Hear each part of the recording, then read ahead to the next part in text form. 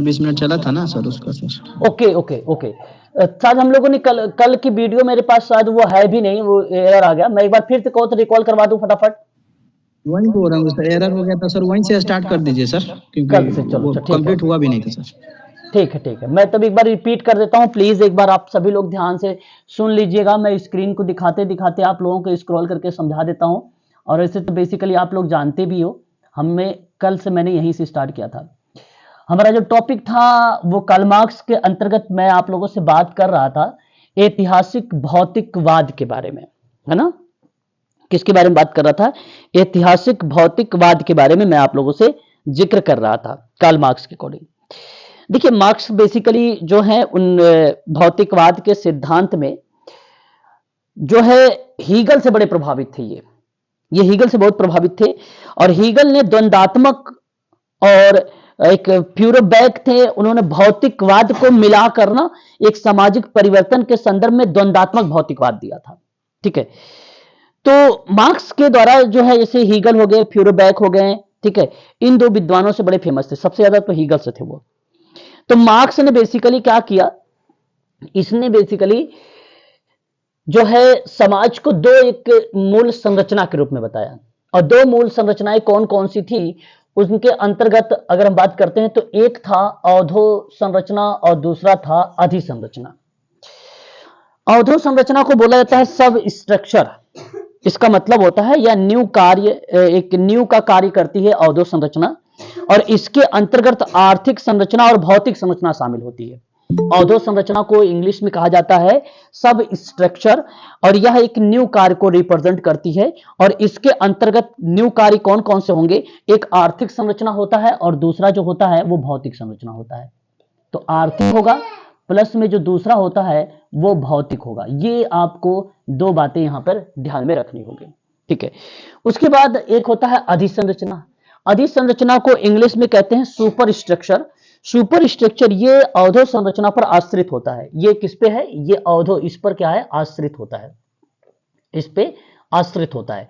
Paper में जैसे सवाल बनेगा कि भाई बताइए वह कार्ल मार्क्स की कौन सी संरचना है जो अवधो संरचना पे आश्रित है, तो वो अधिसंरचना है, उसको सुपर स्ट्रक्चर बोलते हैं। इसके अंतर्गत आपको बता दूं राजनीतिक चीज आती है, राजनीतिक चीजें आती हैं, मनोरंजनात्मक चीजें आती हैं, मनोरंजनात्मक चीजें आती हैं, एंड कानूनी सांस्कृतिक आता है, कानूनी सांस्कृतिक आता है, धार्मिक संरचनाएं आती हैं, धार्मिक संरचनाएं आती हैं। ये पॉइंट बेसिकली अधिसंरचना यानी सुपर स्ट्रक्चर के अंतर्गत आता है। तो आर्थिक संरचना को ही संरचनाओं को निर्धारित करते हैं। आर्थिक संरचना क्या करती है, आर्थिक संरचना मतलब अवधो संरचना, ये आर्थिक वाली यहां पर देखिए आर्थिक संरचना ये क्या करती है, ये सभी संरचनाओं को निर्धारित करती है। संरचना का मतलब स्ट्रक्चर को। तो यही कार्ल मार्क्स ने इसी रचना को क्या बोल दिया, भौतिकवाद। इसी को क्या बोला, भौतिकवाद बोला। ठीक है, तो ये चीजें इसके अंतर्गत आती है। अब बेसिकली इन्होंने जैसे देखिए यहां पे कहा भी है एक मार्क्स ने कि आर्थिक निर्धारणवाद को ही भौतिकवाद कहा जाता है ना। और मैंने ये भी बता दिया कि आर्थिक संरचना को ही सभी संरचनाओं का निर्धारित करती है, इसलिए मार्क्स ने इसको भौतिकवाद कहा है। तो आर्थिक निर्धारणवाद कह लीजिए या भौतिकवाद कह लीजिए, बात यही पाया जाता है। अब इसने जो है चार टाइप के समाज बताए। एक इन्होंने समाज बताया आदिम को लेकर, मैंने थोड़ा सा आप लोगों को रिकॉल भी हो जाएगा यहाँ पर, है ना, आप लोग रिकॉल भी कर लीजिए। ठीक है, एंड साथ ही साथ आपको ये चीजें याद भी हो जाएंगी। कल की क्लास जो है रिकॉर्डेड नहीं हो पाई थी, इश्यू था, नेटवर्क इश्यू। उम्मीद करता हूं इस समय आवाज वगैरह क्लियर होगी, बता दीजिए। सर क्लियर है। ओके, तो देखिए यहाँ अगर हम बात करते हैं तो एक देखो आदिम समाज थी। आदिम समाज में क्या ना, दो यहाँ पे बेसिकली झुंड बनाकर लोग रहते हैं, है ना। इसमें कोई वर्ग वगैरह नहीं पाया जाता है आदिम समाज में। आदिम समाज में बेसिकली क्या था, क्षमता के अनुसार कार्य करता, यानी जहां पे आवश्यकताओं की पूर्ति हो, तो आवश्यकताओं की पूर्ति के आधार पर यह था आदिम समाज। और इसी को आदिम साम्यवादी भी कहा गया, आदिम समाज को ही, आदिम समाज को ही आदिम साम्यवादी भी बोला गया। दूसरा था प्राचीन समाज। प्राचीन समाज में पहले पत्थर के औजार उत्पादन के रूप में आए, पत्थर के औजार आए, बहुत प्राचीन समय की बात हो रही है ना। तो यहां अगर हम बात करते हैं, शेयर कर दो, तो अगर हम बात करते हैं तो ये पत्थर के औजार उत्पादन के साधन थे। तब मालिक और दास के बीच जो है संबंध पाए गए। ठीक है, मालिक और दास के संबंध जो पाए जाते हैं वो प्राचीन समाज से पाए जा रहे हैं, मालिक और दास वाला। ठीक है, याद रखिएगा। तो भूमि उत्पादन के साधन के रूप में प्रयोग करने लगे और वैसे ही लोगों का जो संबंध था वो बदलने लगा। तो प्राचीन युग में देखा, तो यहां पर मैं कहूंगा कि मालिक और दास प्रश्न बनता है। भाई मालिक और दास कौन से समाज में पाए गए, तो वो आप कहिएगा कि प्राचीन समाज में पाए गए। समाज कितने प्रकार के होते हैं, 4 प्रकार के होते हैं। और कार्ल मार्क्स ने कितने प्रकार बताए, तो 4 प्रकार बताएं। ठीक है, ये बात आप ध्यान रखिएगा। उसके बाद सामंतवादी समाज था। इस समाज में ना भूमि उत्पादन के साधन के रूप में प्रयोग होने लगी। लोग जमींदार और किसान के 2 वर्ग बढ़ गए। यहां पे जो प्रक्रिया बनी, जमींदार शब्द आने लगा, और साथ ही साथ अगर मैं बात करूं जमींदार के, तो किसान आने लगे। तो 2 वर्ग में बटा, क्योंकि जो उत्पादन की प्रणाली थी वो परिवर्तित हुई, तो संपूर्ण समाज में वो चीजें क्या होने लगा, परिवर्तित हो गया। तो समाज में भूमि उत्पादन के साधन के रूप में प्रयोग होने लगी आपकी जो है सामंतवादी समाज, अर्थात उत्पादन की प्रणाली परिवर्तित हुई और संपूर्ण समाज भी परिवर्तित हो गया। ये चीजें यहां पे मिल गई। किसान और जमींदार यहां पे लिख लीजिए आप लोग, जमींदार और किसान 2 वर्ग बने। पूंजीवाद समाज, ये देखिए ना, उत्पादन के साधन भूमि में परिवर्तित होकर बड़े बड़े उद्योग आ गए, बड़ी बड़ी मशीनें आ गई, सामंतवादी समाज में परिवर्तित हो गया। तो यहां पे लोगों का जो संबंध था वो बदल गया। तो जो बदला वो बना पूंजीपति और सर्वहारा। क्या बना, पूंजीपति और सर्वहारा। तो हाँ, अब ये देखो पेपर में आया भी है कि पूछा गया था कि भाई पूंजीपति सर्वहारा किससे संबंधित है, तो कार्ल मार्क्स से था। ये यूजीसी नेट सोशल वर्क का पेपर था, आया हुआ है। जमींदार और किसान किसका है, सामंतवादी समाज का है। मालिक और दास किसका है, प्राचीन समाज का है। ठीक है, सिंपल सिंपल चीज है। आदिम समाज में क्या है, आदिम समाज में सभी क्षमता के अनुसार कार्य करते हैं, अपनी आवश्यकता को केवल पूर्ति करते हैं, उसको आदिम समाज कहते हैं। ठीक है, ये बात आप ध्यान रखिएगा। उसके बाद अच्छा, ये तो मैंने आपको बता दिया, यही चीजें थी यहां पे, है ना। अब देखिए वर्ग संघर्ष के सिद्धांत। वर्ग संघर्ष के सिद्धांत 2 विद्वान का नाम आता है, एक तो कार्ल मार्क्स का नाम आता है, एक नाम आता है फ्रेडरिक एंजिल्स। ये नाम आते हैं, 2 नाम आते हैं इसमें। अब ये जो कार्ल मार्क्स ने जब ये फ्रेडरिक एंजिल्स दोनों ने मिलकर जब ये सिद्धांत दिया तो एक किताब लिखा, और उस किताब का नाम था कम्युनिस्ट मैनिफेस्टो। बहुत इंपॉर्टेंट किताब थी ये, पेपर में पूछा भी गया है ये कि किसके द्वारा लिखा है, यूपीएससी के एग्जाम में आया हुआ कम्युनिस्ट मैनिफेस्टो, है ना। तो ये जो किताब थी ये 1848 की किताब है। ठीक है, अब इस सिद्धांत में पूंजीवादी समाज को आप देख भी सकते हो, यहाँ पे लिखा भी है, पूंजीवादी समाज के विनाश के संदर्भ में दिया गया था ये किताब। तब वहीं से जो है वर्ग संघर्ष जो है उभर के सामने हमारे आता है। तो फ्रेडरिक एंजल्स और कार्ल मार्क्स ने दोनों मिलकर कहा कि भाई इतिहास में 5 प्रकार के समाज होते हैं। इतिहास में दोनों देखो, यहां पर अभी मैंने जो बताया है आप लोगों को पीछे 4 टाइप के समाज, वो केवल कार्ल मार्क्स के थे। यहां पे दोनों मिलकर देते हैं, फ्रेडरिक एंजल्स भी और ये भी। अब इन्होंने कहा कि भैया जो समाज है वो 5 प्रकार का होता है, तो जिसमें 3 तो बीत चुके हैं, चौथा चल रहा है, 5वां आने वाला है। ठीक है, अर्थात यूरोप में साम्यवाद के जो बादल हैं वो छाए हुए हैं, कभी भी बरस सकते हैं। ऐसा स्टेटमेंट दोनों मिलकर इनके द्वारा बताए जाते हैं ये वर्ग संघर्ष में। अब वर्ग संघर्ष में मतलब क्या हुआ, जैसे मैं आपके आदिम समाज की बात करूं, तो आदिम समाज में बेसिकली कोई तो वर्ग संघर्ष था ही नहीं, क्योंकि योग्यता के अनुसार बटा हुआ था वो। तो आप यहां पर यह कह लीजिए कि योग्यता यहां पे वर्ग संघर्ष कर रहा है, योग्यता पे बटा हुआ है, तो यहां पे कोई वर्ग तो बना नहीं है कि आप इसको कहो कि ये संघर्ष का पार्ट है, इसलिए उसमें भूमिका उतनी थी नहीं आदिम समाज में। तो हाँ, उसे जरूर बोला गया कि आदिम साम्यवादी समाज, आदिम समाज को आदिम साम्यवादी समाज कहा गया। कारण यह था कि भाई उसकी योग्यता के आधार पर था, उसकी क्षमता के अनुसार था, इसलिए बोला गया। दूसरा एक था प्राचीन, इसमें जो प्राचीन वाला था उसमें कहा कि भाई संघर्ष होता है। तो अब देखिए, जो मैंने अभी आपको प्राचीन में 2 बातें बताया है, मैंने कहा कि एक मालिक था, एक दास था, मालिक और दास था। तो कारण यह था कि पहला जो प्राचीन समाज था उसमें पत्थर के औजार उत्पादन के साधन के रूप में आर्थिक व्यवस्था में पाई गई।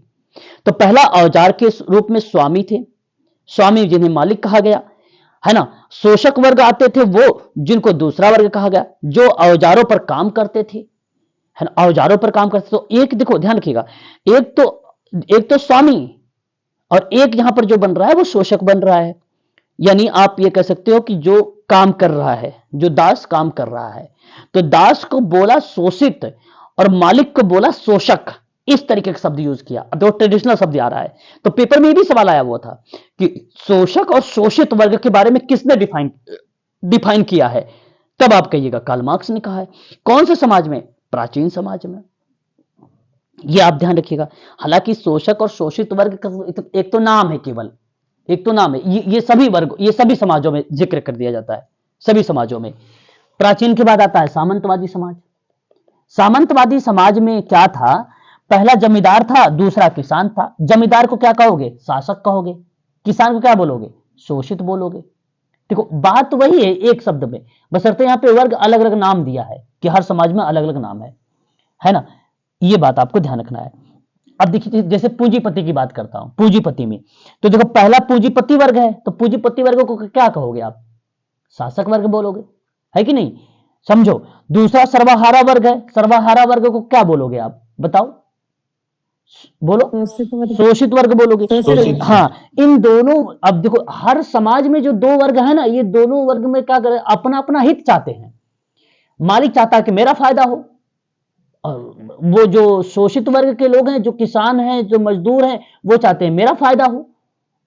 अब अपने अपने फायदे के चक्कर में स्वतः अपने अपने स्वार्थ के बारे में सोच रहे हो, तो जाहिर सी बात है वहां पे संघर्ष होगा। वहां पे क्या बनेगा? संघर्ष बनेगा। लेकिन एक समाज थोड़ा सा डिफरेंट था, जो पांचवा समाज था। पांचवा समाज जो था फ्रेडरिक और मार्क्स का, वो था साम्यवादी समाज। वो था साम्यवादी समाज। अब देखियो, जो साम्यवादी समाज था वो बेसिकली वर्ग संघर्ष का परम सीमा पर पहुंच जाता है, जिसमें क्रांति हो जाती है, जिसमें क्रांति हो जाती है, और पूंजीपति समाज जो है नष्ट हो जाता है। तो जब पूंजीपति समाज नष्ट होगा तो वहां पे क्रांति उभर गई। यहां पे संघर्ष ना करके आप क्रांति शब्द रिलेट कराओ, वो बहुत बढ़िया रहेगा, है ना। तो ये 5 टाइप के समाज थे। हालांकि कल मैंने आप लोगों को बताया भी था, परंतु थोड़ा सा रिकॉल करवा दे रहा हूं आपको फटाफट, और आपको वो चीजें याद भी रहेगी। पीडीएफ आपके पास तो है कि नहीं? देख सकते हैं यहाँ पर। देखिए, पूंजीपति समाज में वर्ग संघर्ष चरम सीमा पर पहुंच गया था और जिससे क्रांति हो गई। अब पूंजीपति समाज जो है नष्ट हो जाता है ना, तो साम्यवादी समाज की स्थापना हो जाती है। तो ये शब्द हमें देखने को मिला। अब यूरोप में आप यहाँ पे देख भी सकते हैं कि भाई जो पूंजीवादी समाज था उसका अध्ययन के आधार पे था यहाँ पे।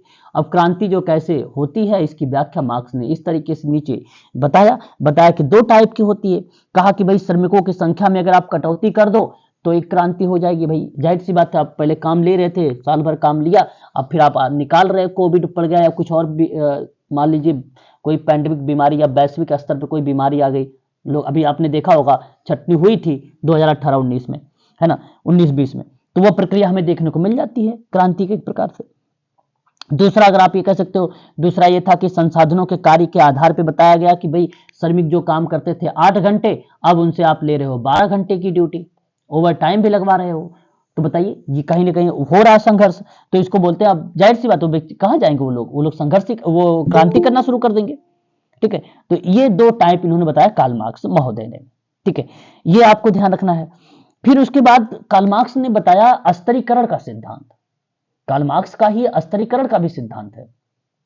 अब कार्ल मार्क्स का जो स्तरीकरण का, अब स्तरीकरण का मतलब आप सिंपल सी बात है, स्तरीकरण में अगर हम बात करते हैं तो जैसे मान लीजिए कोई निम्न है, कोई उच्च है, इन वर्गों पर डिवाइड कर दिया आपने कहा भैया ये निम्न वर्ग के लोग हैं या उच्च वर्ग के लोग हैं, आपने डिफाइन कर दिया दोनों को।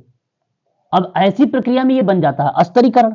स्तरीकरण बेसिकली समाज में कई वर्गों को पाया जाना दर्शाता है स्तरीकरण।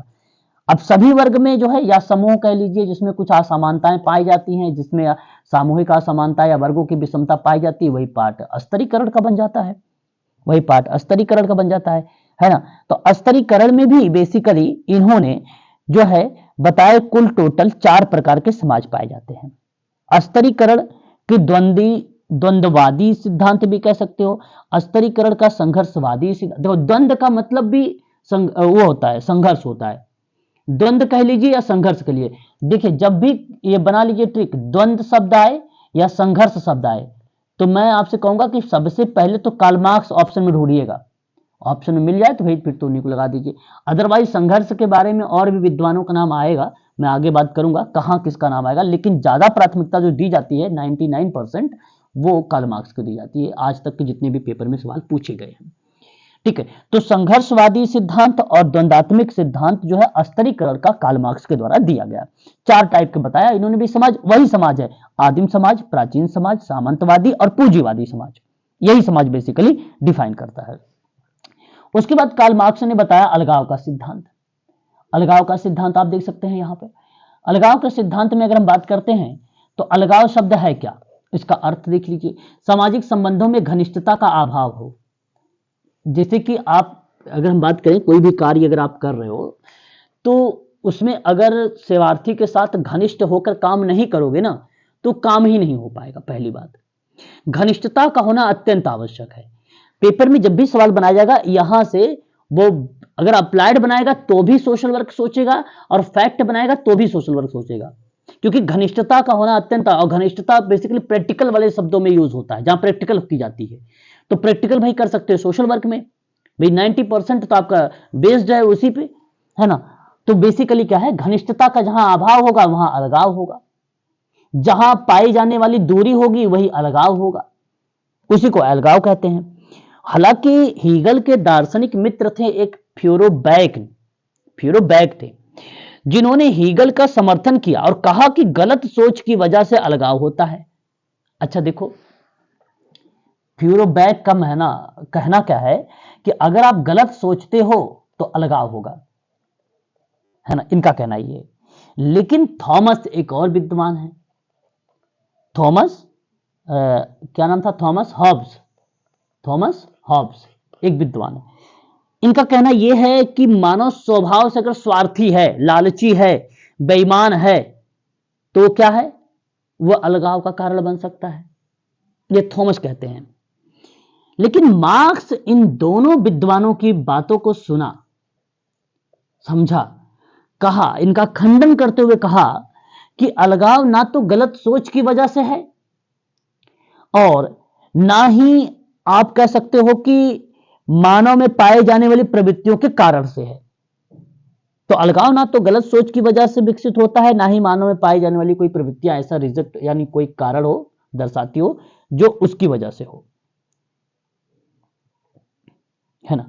और कारण बेसिकली क्या है, कारण ये भाई स्वार्थी है, लालची है, बेईमान है, ये प्रवृत्तियां हो गई उसकी रीजन की वजह से। तो इसलिए दोनों की थ्योरी को इन्होंने गलत साबित करते हुए, आलोचना करते हुए कहा है कि समाज के कारण व्यक्ति के अंदर अलगाव का जन्म होता है। समाज के कारण अलगाव व्यक्ति की वह मनोदशा होती है जिनमें उसे अपने कार्य पराये लगने लगते हैं और पराई शक्तियां द्वारा नियंत्रित और निर्देशित होने लगती है।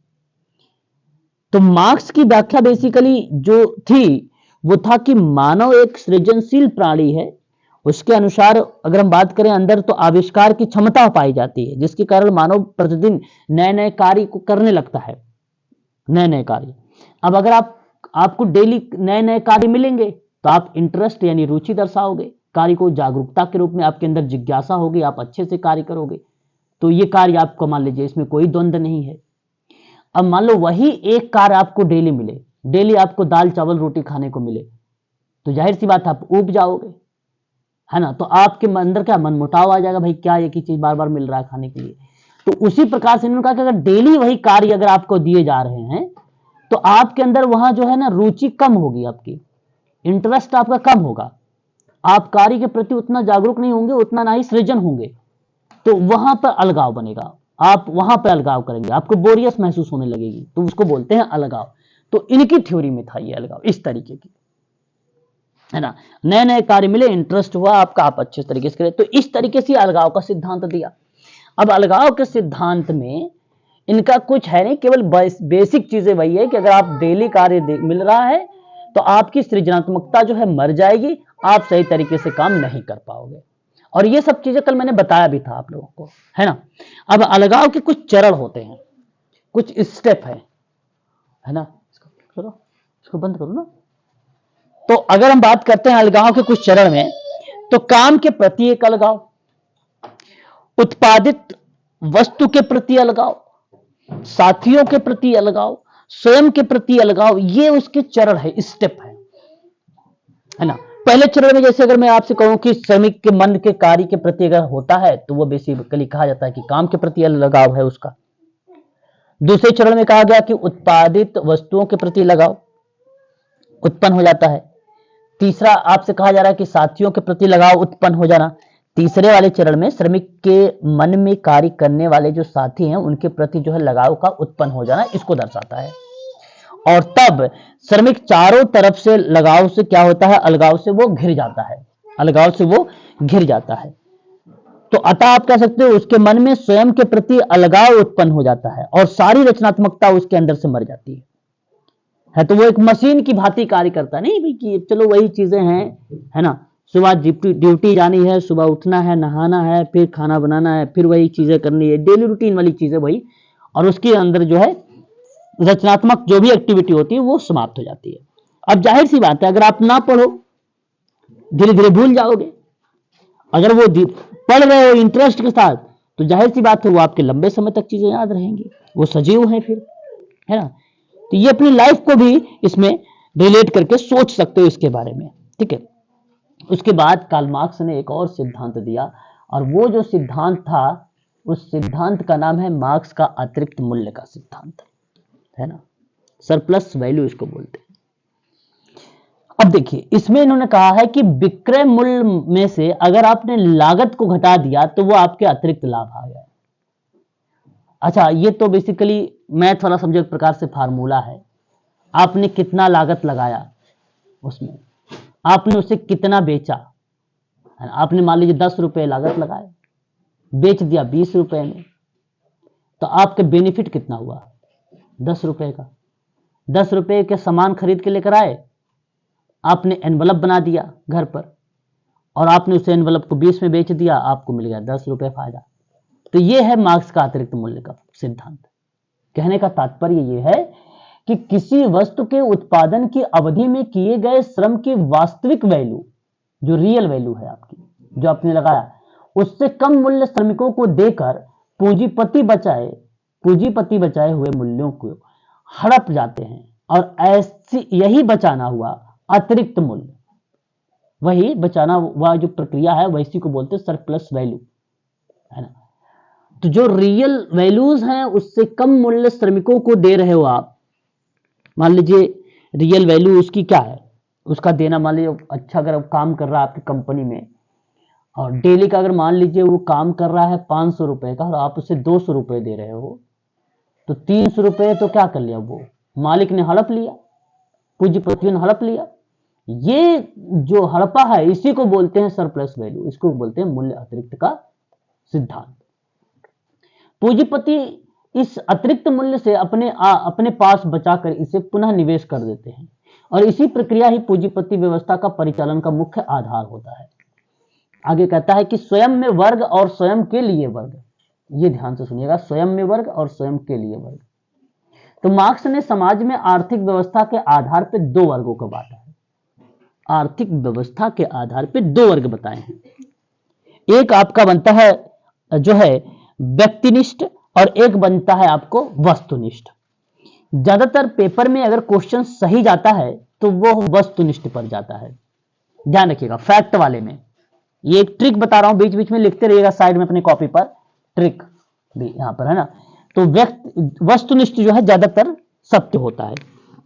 अच्छा, इस वर्ग में आर्थिक व्यवस्था के आधार पर जो 2 वर्ग हैं, वो वस्तुनिष्ठ वर्ग में क्या बातें बताया गया है, कहा गया है कि इस वर्ग को ही स्वयं में वर्ग, और स्वयं में वर्ग जो दर्शाया गया है, स्वयं में वर्ग क्योंकि 2 टाइप का है, एक स्वयं में वर्ग है, एक स्वयं के लिए वर्ग है। तो स्वयं में वर्ग क्या होगा और स्वयं के लिए वर्ग क्या होगा, ये ऑप्शन के आंसर होते हैं, ध्यान से सुनिएगा। तो जो स्वयं में वर्ग होगा वो वस्तुनिष्ठता पर होगा, और जो स्वयं के लिए वर्ग होगा वो व्यक्तिनिष्ठता के वर्ग पर होगा, याद रखिएगा। तो स्वयं में वर्ग कहता है कि कहा गया है कि इसके अंतर्गत पूंजीपति वर्ग आता है, और यह वर्ग लोगों का ऐसा समूह होता है जो सदैव अपने हित के लिए प्रयत्नशील रहते हैं। अब देखिए, अपने प्रयत्न पर तो बेसिकली एग्जामिनर बहुत कम क्वेश्चन बनाता है ना। तो इसलिए देखिए, जब कोई व्यक्ति अपने प्रयत्न के लिए सोच रहा है, अपना लाभ सोच रहा है, वो क्या कहलाता है, वो स्वयं में वर्ग कहलाता है एक प्रकार से। और ऐसा काम पूंजीपति वर्ग के लोग करते हैं, है ना। ऐसा काम पूंजीपति के वर्ग के लोग करते हैं। और पूंजीपति वर्ग जो बनता है वो किसके अंतर्गत आता है? वो वस्तुनिष्ठ वर्ग के अंतर्गत आता है। इसका अपने वर्ग में अन्य साथियों से कोई लेना देना नहीं होता है, अर्थात इनमें वर्ग चेतना नहीं पाई जाएगी। चलो ठीक है भाई, तो ये बात ध्यान रखिएगा कि यह स्वयं में वर्ग होता है वो वस्तुनिष्ठ वर्ग के अंतर्गत आता है, और इसी के अंतर्गत पूंजीपति वर्ग भी आता है। और ये वो वर्ग होता है जहां लोगों का एक ऐसा समूह होता है जो सदैव अपने हित के लिए प्रयत्न करते हैं, अपने लाभ सोचते हैं। ठीक है, अन्य साथियों से कोई मतलब नहीं है, उनका कोई लेना देना नहीं है, इसलिए यहां पर वर्ग चेतना इन्वॉल्व ही नहीं है। दूसरा कहता है व्यक्तिनिष्ठ वर्ग, यह सब्जेक्टिव क्लास होता है। ये देखिए क्या कहता है, ये कहता है कि इस वर्ग में स्वयं के लिए वर्ग होता है। इस वर्ग को हम लोग क्या बोलते हैं? स्वयं के लिए बोलते हैं। इसके अंतर्गत सर्वहारा आता है। अब एग्जामिनर ये सवाल बनाता है, इसको हम क्या बोलेंगे? शोषित बोलेंगे। शोषक किसको बोल रहे थे हम लोग? शोषक किसको बोल रहे थे? वस्तुनिष्ठ को। समझ रहे हो कि नहीं समझ रहे हो? पूंजीपति। पूंजीपति, वही, बिल्कुल हाँ जी सर। बिल्कुल, ये चीज ध्यान रखिए। तो देखिए सर्वहारा वर्ग इसमें आता है। यह वर्ग लोगों का एक ऐसा समूह होता है जो सदैव अपने हितों के साथ साथ अपने वर्ग के अन्य साथियों के हितों के लिए भी जागरूक रहते हैं। बिल्कुल, एक प्रकार से आप चाहो तो वी फीलिंग भी कह लो, कम्युनिटी वाली प्रक्रिया सोच सकते हो यहां पर, है ना। तो बेसिकली क्या है यहाँ पे कि जो उनके समूह के लोग हैं ना, जो श्रमिक क्या कहते हैं? श्रमिक चाहते हैं सबका जो है बेनिफिट हो, है ना, अपने वर्ग में। सबका का मतलब हुआ कि अपने अपने अपने वर्ग की बात कर रहा है, वो दूसरे वर्ग की बात नहीं कर रहा है ना। आप देख सकते हो उठा के, चाहे वो लेबर वाला एरिया हो, चाहे वो ऑटो ड्राइवर वाला एरिया हो, या ड्राइवरिंग के एरिया रहा, चाहे वो कूली वाला एरिया हो, वो अपने अपने वर्गों का हित। अब कंपनी में देख लो, श्रमिकों का देख लो, है ना। जो श्रमिक होते हैं वो क्या करते हैं? अपने श्रमिकों का ही बेनिफिट चाहते हैं। एक मूवी आपने देखा होगा, अनिल कपूर की कौन सी मूवी थी वो? बेटा मूवी है शायद, जिसमें कंपनी में अनिल कपूर क्या करता है? काम करता है। देखा है आप लोगों ने? बहुत पुरानी मूवी है वो, देखा है वो? याद आ रही है आपको? अगर देखा होगा तो ठीक है, नहीं देखा होगा तो देख लीजिएगा। उसमें आप देखोगे ना तो उसमें श्रमिक क्या है, श्रमिकों पर वो जो है बेसिकली बेस्ड है, और मालिक और श्रमिकों में होती है वहां पे क्या नाम, फाइट होते हैं, उसी पे वर्ग संघर्ष है वहां पे जो है एक प्रकार के संघर्ष है ना। तो वहां बेसिकली अन्य साथियों के हितों के लिए वो जागरूक रहते हैं, और अर्थात इनमें वर्ग चेतना पाई जाएगी। और स्वयं के लिए वर्ग की वास्तविक वर्ग, जिसको रियल क्लास कहते हैं, जो समाज में परिवर्तन लाने के लिए क्रांति करता है, वही बेसिकली क्या कहलाता है? वही व्यक्तिनिष्ठ वर्ग कहलाता है, वही स्वयं के लिए वर्ग कहलाता है, वही सर्वहारा वर्ग कहलाता है ना। तो ये अपने ग्रुप के बारे में बात कर रहे होते हैं, है ना। लेना देना है तो किससे लेना देना है? लेना देना है उस ग्रुप के लोगों को, उस श्रमिकों के लिए, है ना, वहां श्रमिकों के लिए है। तो फिर यहां पर आगे देखिए क्या कहा जा रहा है। कहा जा रहा है कि आदिम समाज, प्राचीन समाज, सामंती समाज में यातायात और संचार के साधन नहीं थे। चलो ठीक है, अच्छी बात है। फिर क्या बोल रहा है? कह रहा है कि इसलिए यहां स्वयं के लिए वर्ग नहीं पाया गया। कहा जाता है कि स्वयं के लिए वर्ग मात्र पूंजीपति या पूंजीवादी समाज में पाया जाता है, क्योंकि यातायात और संचार के साधनों की वजह से हर जगह श्रमिक एक जगह एकत्रित होते हैं, जिससे उनमें वर्ग चेतना का उदय होता है। तो एक फार्मूला है, और ये फार्मूला है आपके सामने कि स्वयं में वर्ग प्लस में वर्ग चेतना बराबर बन जाएगी स्वयं के लिए वर्ग। तो वर्ग चेतना की बजाय अगर मैं आपसे कहूं तो यहां पे शब्द सर्वहारा भी यूज कर सकता था।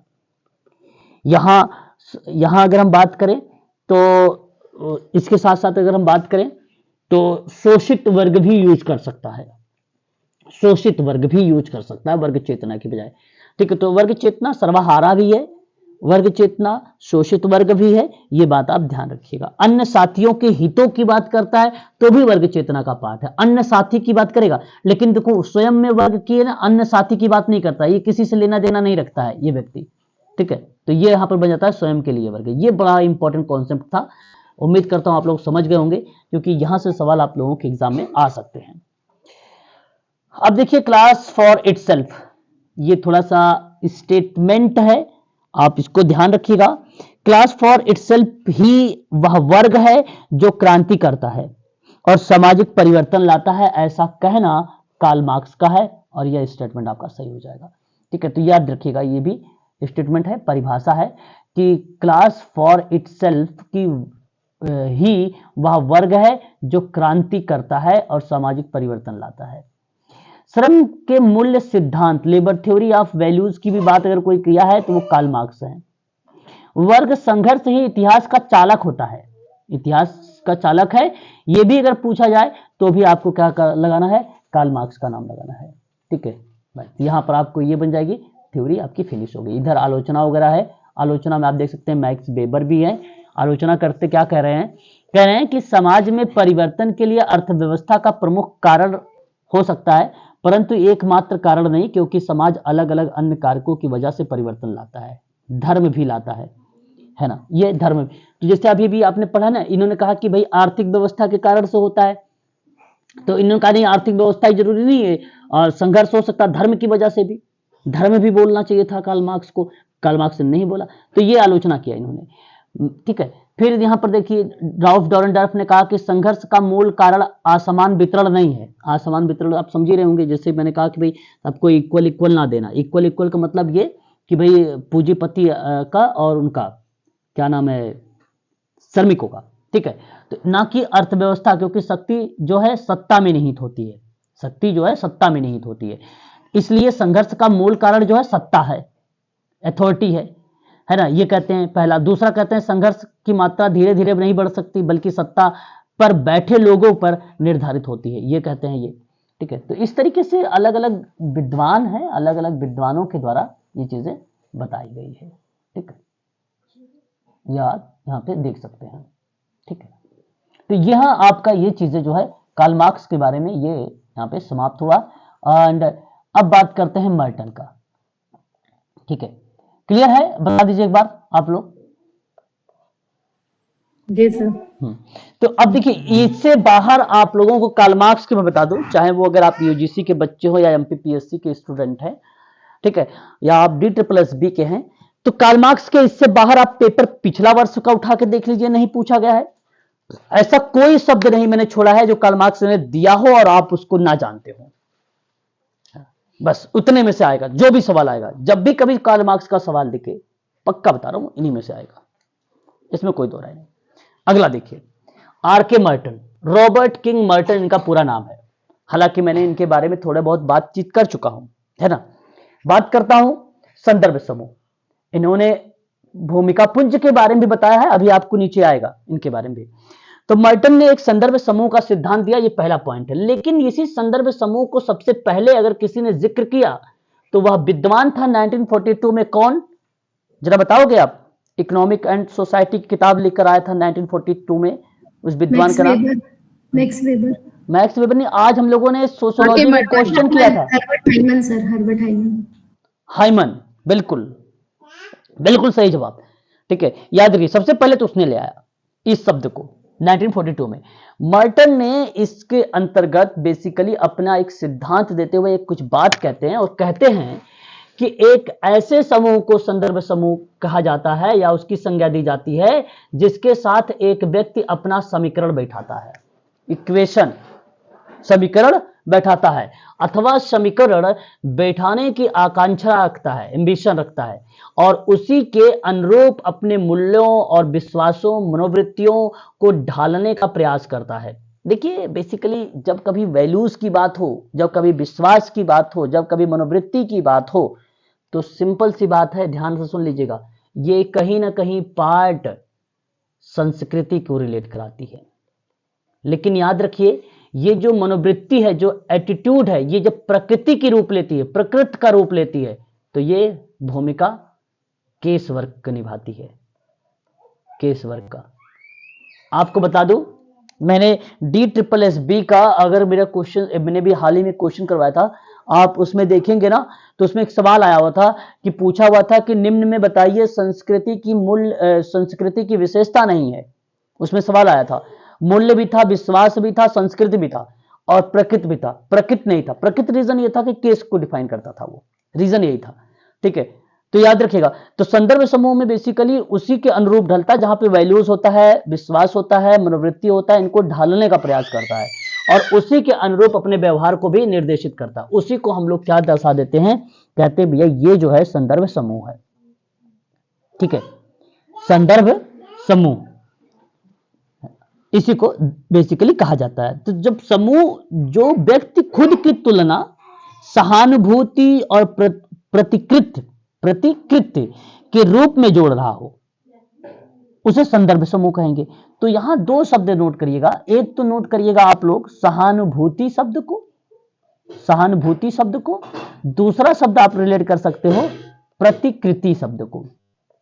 ये दो शब्द ऐसे होते हैं जो दर्शाता है संदर्भ समूह को। तो एक ऐसा संदर्भ समूह कहा जाता है और स्थापना की विभिन्न संभावनाएं होती हैं इसके अंतर्गत जो शामिल होता है ना, संदर्भ समूह में।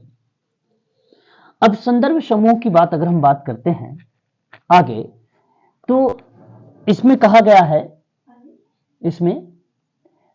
है कि संदर्भ समूह वह समूह है जिसके आधार पर हर व्यक्ति के लिए अपनी उपलब्धियां, व्यवहार, भूमिका, आकांक्षाओं आदि की मूल्यांकन करना संभव होता है, वह संदर्भ समूह है। संदर्भ समूह की अवधारणा या कॉन्सेप्ट की बात करते हैं तो हर्बर्ट हाइमन ने 1942 में अपनी एक किताब लिखी थी। वो किताब थी द साइकोलॉजी ऑफ स्टेटस। उसमें प्रतिपादित किया और यह अवधारणा सदस्यता समूह की अवधारणा के ठीक विपरीत अर्थों को संदर्भित करती थी या प्रदर्शित करती थी। सदस्यता समूह की भांति संदर्भ समूह के सदस्य होना अनिवार्य नहीं है, किंतु व्यक्ति ऐसे समूह की सदस्यता प्राप्ति के लिए आकांक्षी अवश्य हो सकता है। तो ये बेसिकली संदर्भ समूह के अंतर्गत ये शब्द हैं और मैं चाहूंगा कि इस शब्द के बारे में आप जरूर याद रखें, है ना। मर्टन का ये कॉन्सेप्ट है, परीक्षाओं में भी पूछा जा चुका है और इसका मतलब सिंपल होता है। और ये बात ध्यान रखिएगा, सिंपल होने का तात्पर्य यही है, हम ऐसे भी कह सकते हैं कि समूह 2 या 2 से अधिक लोगों की अंतःक्रिया अगर हो रही है, समूह में 2 या 2 से अधिक लोगों की अगर अंतःक्रिया हो रही है तो उसे हम संदर्भ समूह कह सकते हैं। कई बार तो हम ऐसा भी देखते हैं कि एक समूह का व्यक्ति दूसरे समूह को अच्छा मानकर वैसा ही व्यवहार करने लगता है, यानी कॉपी करने लगता है ना। तो समूह का सदस्य बनना चाहता भी है तो उस व्यक्ति के लिए उस समूह जिसका व्यवहार वह सीख रहा है, जिस दूसरा समूह उसका व्यवहार सीख रहा है, तो वह प्रक्रिया संदर्भ समूह है, वो भी प्रक्रिया संदर्भ समूह है। ठीक है, इसलिए संदर्भ समूह का वह समूह है जिस पर व्यक्ति स्वयं का मूल्यांकन करता है, स्वयं को उस समूह के रूप में वर्णित करता है। इसी प्रक्रिया में उसे हम लोग क्या बोलते हैं, संदर्भ समूह बोलते हैं।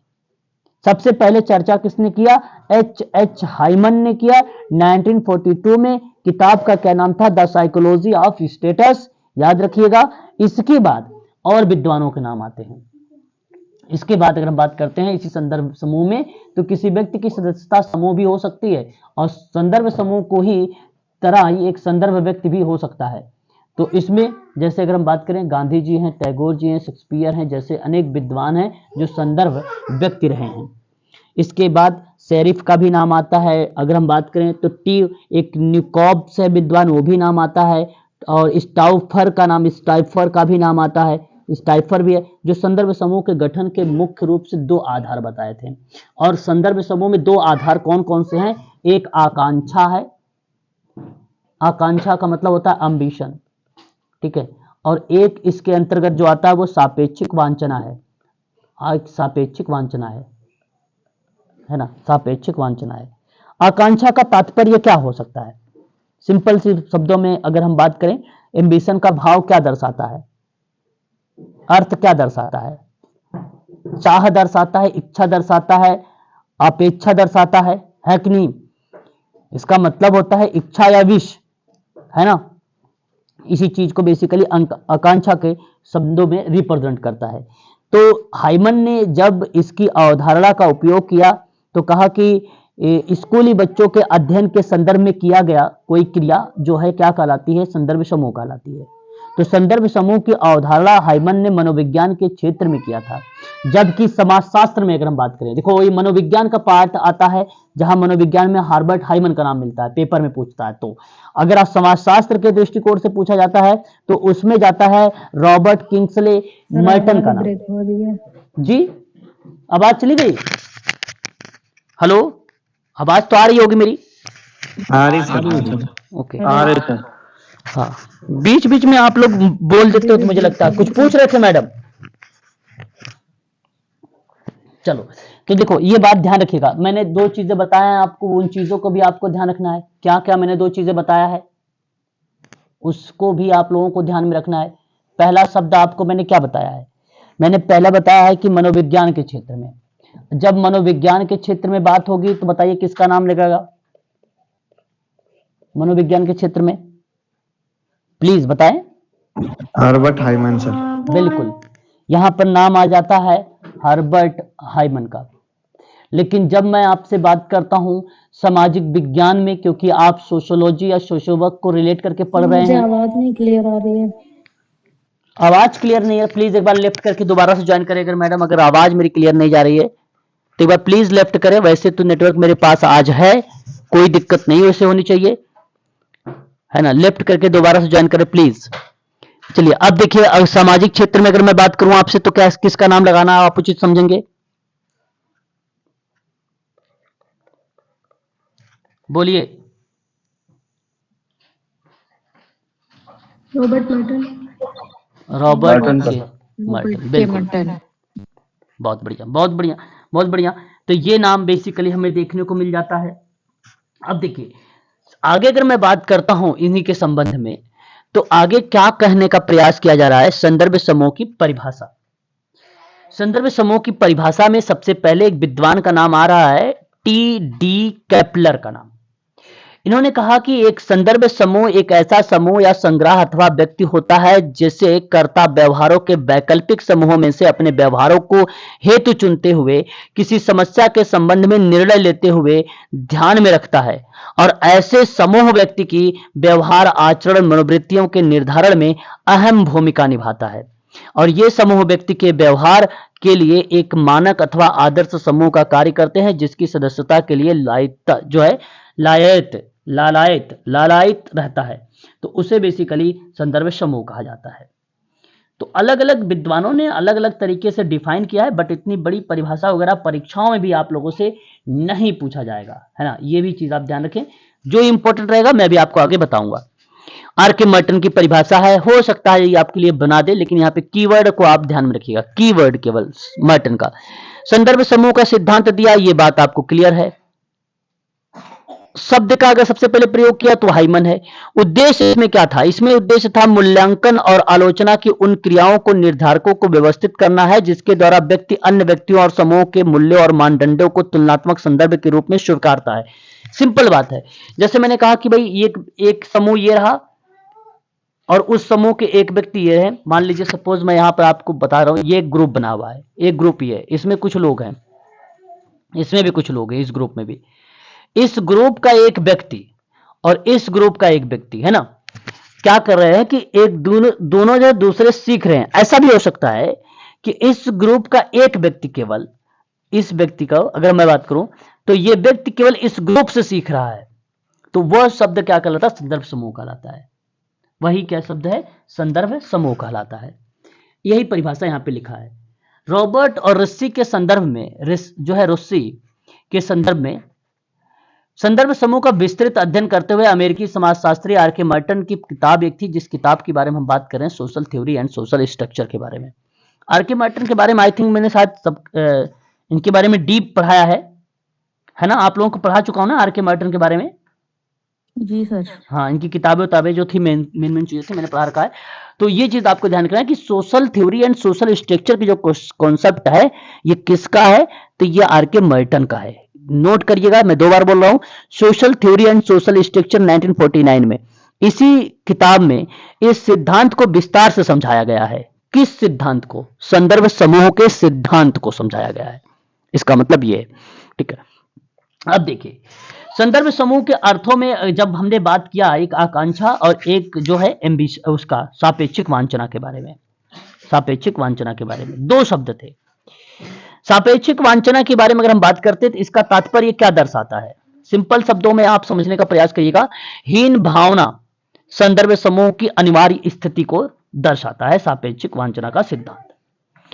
अब पेपर में यह भी सवाल पूछ लेता है भाई सापेक्षिक वांछना का सिद्धांत किसके द्वारा दिया गया है, किस विद्वान ने इसके बारे में परिचर्चा किया है, तब भी नाम आप लगाएंगे आर के मर्टन का ही नाम। हाँ, मर्टन का ही नाम। आपको बता दूं मैं, ध्यान रखिएगा, सापेक्षिक वांछना जो शब्द है वो कहीं ना कहीं मानकीय सिद्धांतों को भी रिलेट कराता है।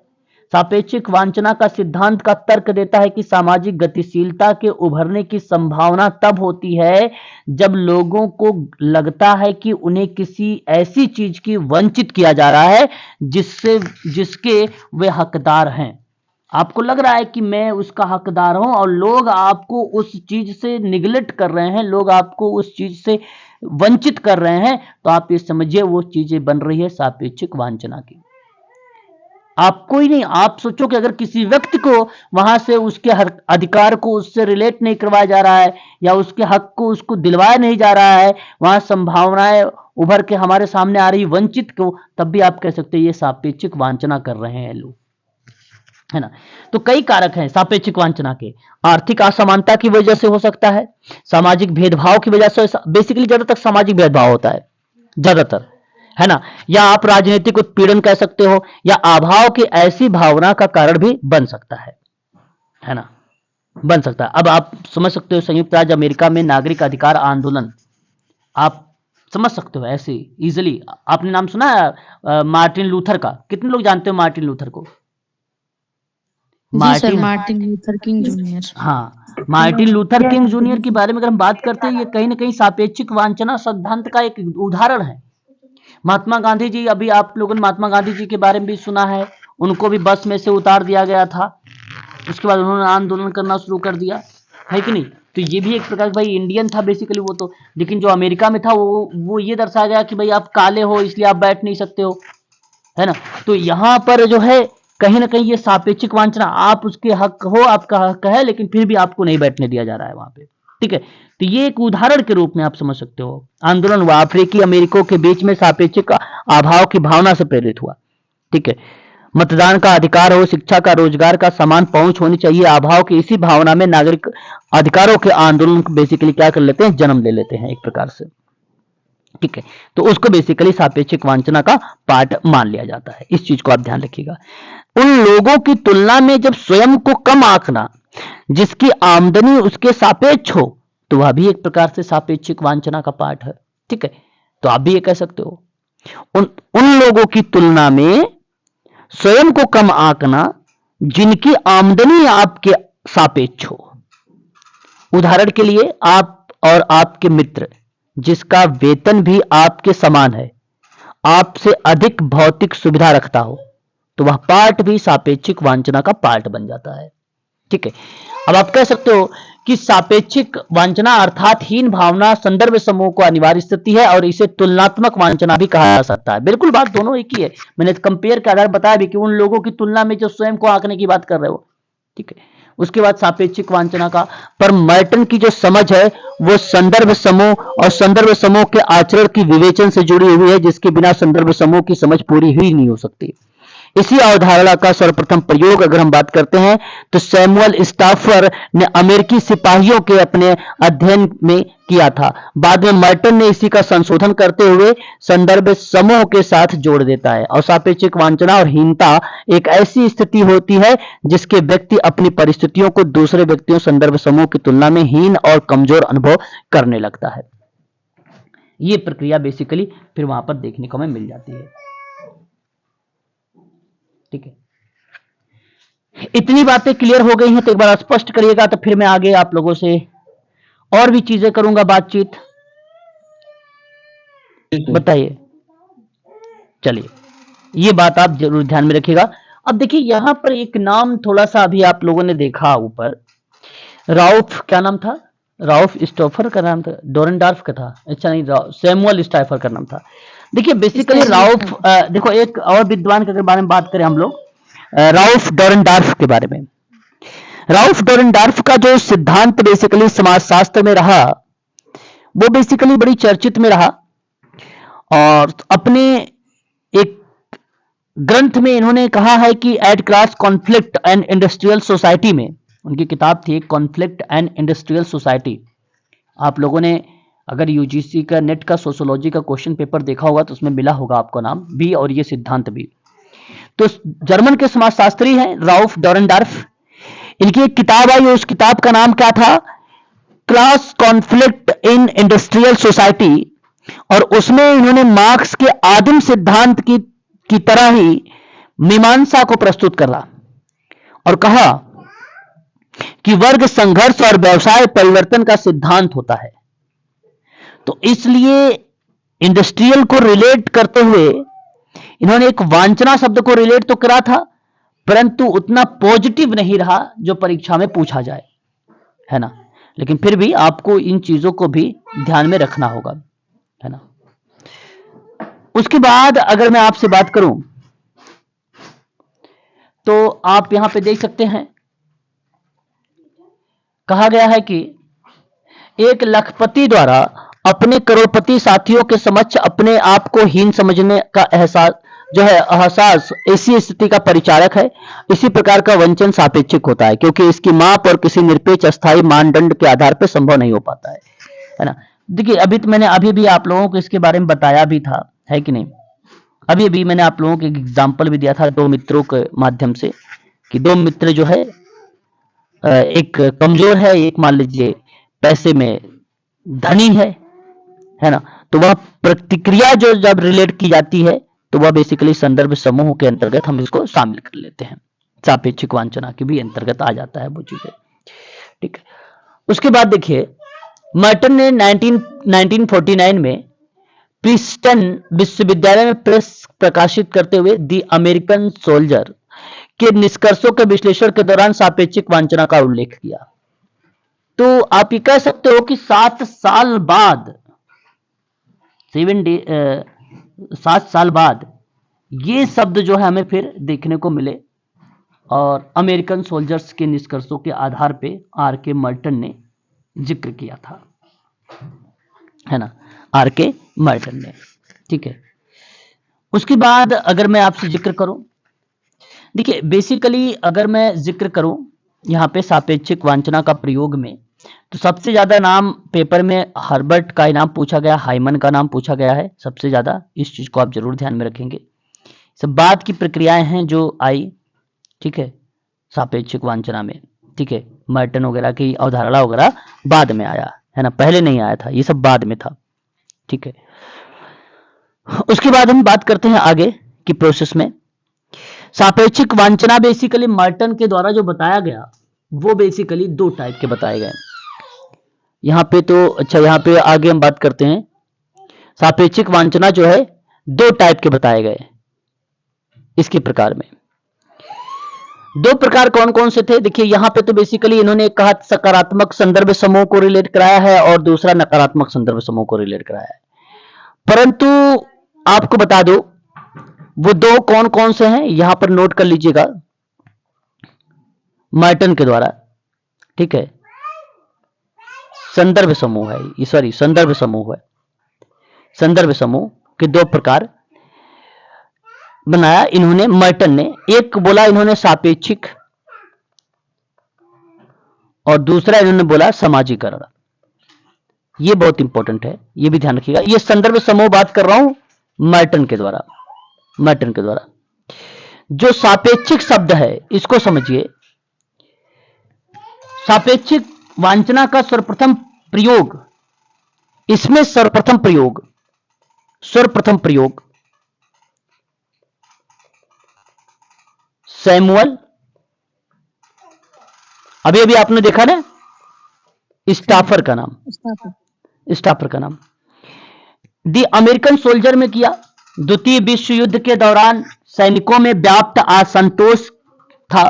द्वितीय विश्व युद्ध के बाद क्या था, सैनिकों में जो व्याप्त असंतोष था उसी असंतोष को स्पष्ट करने के लिए किया गया था। जबकि इसी के सापेक्षिक वांछना के ही अंतर्गत एक और अवधारणा आई और वो था बेसिकली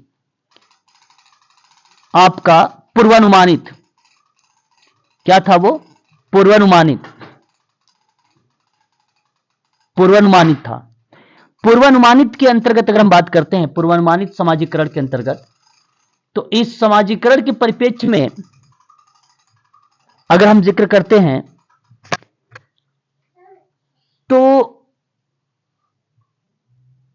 समाजीकरण जैसे रीति रिवाज हो गया, परंपराएं हो गई, ठीक है, मानदंड हो गए, उनके आधार पे जो लोग सीखते हैं, जो व्यवहार सीखा जाता है, वो बेसिकली पूर्वानुमानित समाजीकरण था। और इसी पूर्वानुमानित जो समाजीकरण है, इस प्रक्रिया में मर्टन का कॉन्सेप्ट आ जाता है। मर्टन का कॉन्सेप्ट आ जाता है। तो सापेक्षिक वांछना की स्थिति तब उत्पन्न होती है जब व्यक्ति अपने समूह की तुलना अन्य समूह से करता है ना, अपने समूह की तुलना निम्न स्थिति में कर पाता है। तो ऐसी स्थिति में हीनता और हताशा उत्पन्न हो जाती है, तो उसे हम सापेक्षिक वांछना कहते हैं। जब व्यक्ति में हताशा और हीनता से मुक्त होना चाहता है तो उस मुक्त होने के लिए अन्य समूह की शर्तों को पूरा करने का प्रयास भी करने लगता है। तो जब उसका पूरा करेगा ना, तो उसको हम बोलेंगे अग्रिम समाज या पूर्वानुमानित समाजीकरण भी उसे बोलते हैं। तो उस शब्द में ये मर्टन का नाम फिर आ जाता है, वहां पर फिर ये मर्टन का नाम आ जाता है। ठीक है, ये बात आप ध्यान रखिएगा। उम्मीद करता हूं कि आपने सापेक्षिक वांछना का नाम सबसे पहले सैमुअल स्टाफर के द्वारा दिया गया, ये जान गए आप। हाइमन ने संदर्भ समूह के बारे में बात किया, ये जान गए आप। किताब भी अमेरिकन सोल्जर करके थी, वो भी आपको पता हो गया, ठीक है, सैमुअल स्टाफर की, ठीक है। और साइकोलॉजी करके किताब थी, वो अभी आपको रिलेट हो गई, ठीक है। तो वो किताब थी किसकी? Achieve of psychology, Herbert Hyman की थी। और वहीं आपने देखा social theory and social structure की किताब आर.के. मर्टन की थी, जिस किताब में इन्होंने जिक्र किया था क्या? संदर्भ समूह शब्द को, ठीक है। ये इतनी बात आपको जी ऊपर कर दूं इसमें कि उस पीडीएफ को? बस ठीक है, हो गया। बस ठीक है। अब यहां पर देख लीजिए, उसके बाद अब देखिए सकारात्मक। अभी देखो संदर्भ समूह, संदर्भ समूह आर.के. यहां पे संदर्भ समूह में आर.के. मर्टन ने दो बेसिकली टाइप बताया। यहां पर भी आर.के. मर्टन के बारे में अभी अभी हमने जो देखा है, वो सिद्धांत को स्पष्ट करने की दो अवधारणा थी, जो सापेक्षिक वांछना थी, दूसरा पूर्वानुमानित समाजीकरण था। अब ये प्रकार देख रहे हैं आप, उसके टाइप में अगर हम बात करते हैं तो एक सकारात्मक किस तरीके से कि ऐसा संदर्भ समूह जिसमें व्यक्ति पसंद करता है, जिससे व्यक्ति पसंद करता है और अपने आचरण का निर्धारण करना और उपलब्धियों का कामकाज और मूल्यांकन करना और उसे गंभीरता से अपनाना, वो पॉजिटिव है। सिंपल बात है, जहां आप मूल्यांकन कर रहे हो कामकाजों का, उसकी गंभीरता से आप ले रहे हो, जो लाइक जो डिसलाइक की प्रक्रिया बन रही है वो भी चीजें शामिल होती है, तो उसको हम लोग बोलते हैं सकारात्मक है।